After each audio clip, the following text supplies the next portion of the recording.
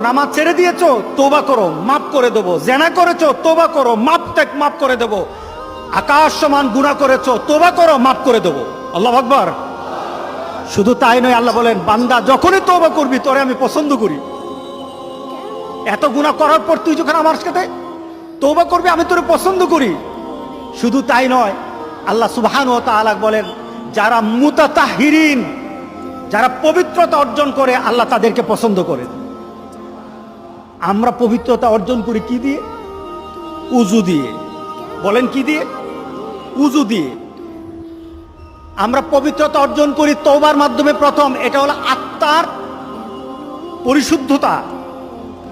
আপনার দেহকে পরিশুদ্ধ করতে হবে, আত্মাকে পরিশুদ্ধ করতে হবে। আপনার আত্মাকে পবিত্র বানাবেন।